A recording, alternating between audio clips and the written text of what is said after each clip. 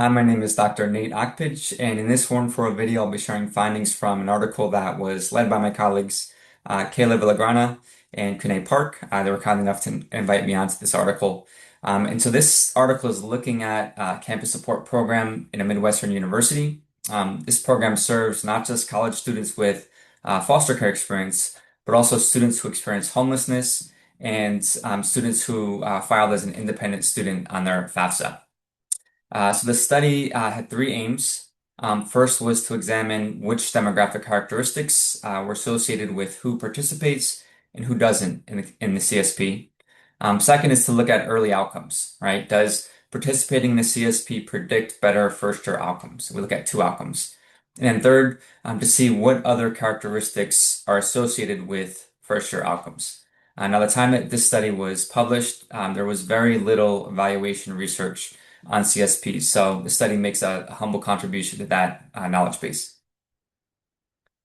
All right, so a little bit more about the study's data and methods. There were 264 first-time campus support eligible freshmen who went to school at a Midwestern university, and they enrolled sometime in between 2021 and 2024. So we have a few cohorts of students. Some of these students participated in the CSP, most did not, and the data came from college administrative records. In terms of our variables, our main independent variable is whether or not students participated in the CSP in their first year. We had two outcomes, both were first year outcomes. First, we looked at the cumulative GPA. Then second, we looked to see if they were in good academic standing at the end of their first year, rather than being dismissed or on probation or other statuses. We also looked at a bunch of other student characteristics of the students, such as gender, race, if they were first-gen student. And in terms of our analyses, we used bivariate tests to examine differences in campus support program participation. Then we used regression analyses to examine which characteristics predicted the two outcomes, including CSP participation. Okay, what did we find? So overall, the sample had pretty good GPA, about a 3.0 GPA. Most of them, almost 90%, were in good academic standing at the end of their first year. What we see, though, is about 1 in 5 students participated in the CSP, about 4 in 5 did not.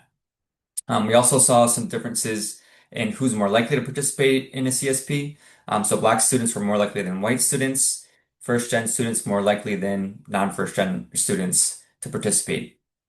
In terms of the outcomes, we saw that those who participated in a CSP had higher GPAs. They were about a third of a GPA point higher after we control for other student characteristics.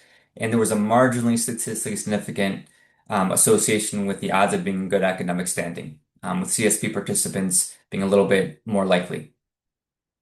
Now, on net of campus support program participations and other covariates, we saw some differences. Black students had lower GPAs, lower odds of being in good academic standing compared to white students, and out-of-state students had lower GPAs than in-state students. All right, so what are some take-home points? First is efforts need to be made to really get the word out about CSP and increase the participation rate. These findings are promising, but they're early. Support for the campus support program, and we really need more rigorous research, including those that look at outcomes beyond the first year. We saw that outcomes were lower for Black students. This may reflect structural inequalities and discrimination that compound the need that these students are coming into college with. On the positive side, campus support programs were more likely to reach Black students than other student groups, and also more likely to reach first-generation students, the non-first-gen students. Now, some caveats with the study. We're looking at data from just one four-year college. This may not apply to other colleges. We were limited in a number of controls that the administrative data had, and the sample sizes may be too small to pick up on some true differences, especially the CSP participant sample. If you'd like to see a one-page summary of this article or get access to the full-length article, check out my webpage, nateakbridge.com.